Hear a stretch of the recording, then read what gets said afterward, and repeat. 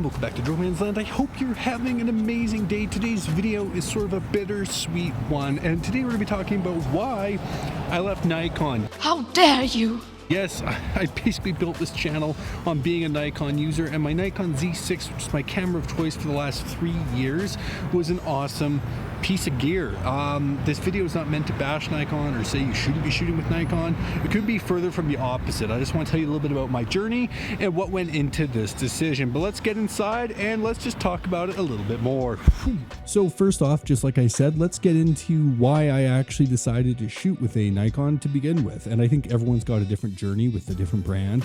So I think that's probably the best place to start. Back when I was in my early 20s, I watched the movie The Secret Life of Walter Mitty, and if you guys haven't seen that, it's a great movie. But basically it's about this guy who works at the negative asset, which I know is an oxymoron, lab at Life magazine. And you know, at this stage they're going from print to digital, and you know, his job is kind of becoming obsolete, but he gets this one last photo from a photographer he has out in the field, who's this rugged, really cool dude that's been shooting film for like the longest time. So he gets the letter and he opens it up, and the negative is missing. So he goes on this journey to find this negative in order to get this last image. And obviously he traverses through the wilderness. It's a crazy journey, and in the end of it he ends up finding the photographer, and he is taking photos of snow leopards. And it was Daniel Day-Lewis, super cool. And if you haven't seen the movie, I would definitely check it out. But when I watched this, I was like, man, this is super interesting. And like, I would love to take photos like that. I mean, who wouldn't, right? And at this time, you know, mirrorless was a thing, but it wasn't really the mainstream, and DSLRs dominated the market. And who dominated the market for nature photography for Nat Geo at this point? Nikon, right? They were kind of the go-to brand. So started researching Nikon cameras, dug into it, and ultimately for my 21st birthday, my parents ended up getting me a D7100, which is a killer gift, right? Like, that was super cool, and I loved it a ton. So I shot with that camera for a number of years while I was still in university. Definitely learned a lot about how to shoot with it, and then I ultimately ended up moving to South Korea. Fast forward a little bit, 4K is starting to become a thing, and I think, man, I really want to get a 4K camera. And you know, the D7100 wasn't necessarily a video beast by any means, so I ended up selling it and getting a Fuji X-T20. And you know, at this point, I just finished university, I just gotten my first job in Seoul. I need to get budget glass, so I bought a bunch of vintage lenses, and I used focus peaking, so I shot everything in manual.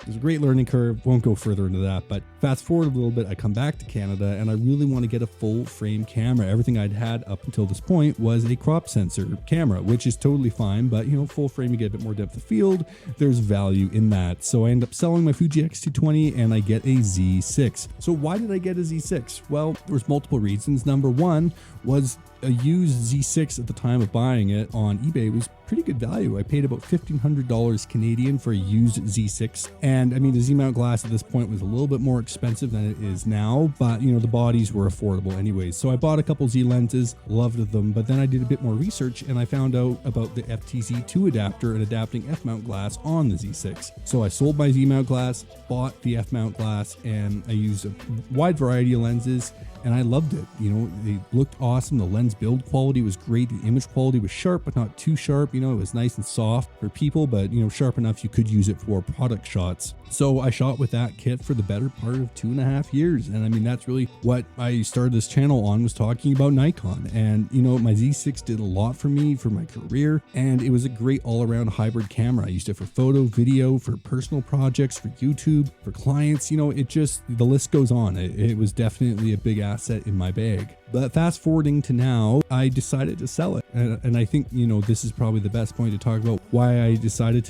to sell off my Nikon collection and why I ultimately ended up switching systems. It wasn't because it didn't look great. My Z6 still was working great in 2023, and you know, I didn't really have a ton of complaints with it. But I was looking to the future. If you get paid for your photo or video work, you would know that, you know, it's an investment, right? Whenever you purchase any of this gear, it's an investment in yourself and your work, and you need to start planning for the future whenever you can. And, you know, as 4K becomes the new 1080p, thinking to the future becomes 6K. Do I need 6K right now? No, definitely not. But having a camera that can have that functionality for future is something that you need to think about. So I ended up selling my Z6, not because it wasn't still a great camera, not because the video quality was bad, but because the Z6 III is on the horizon, which is going to be a great camera. But after seeing Nikon come out with the ZF and pricing it at that $2,600 Canadian mark, I realized that the Z6 III is probably not going to be in my budget for my next camera body.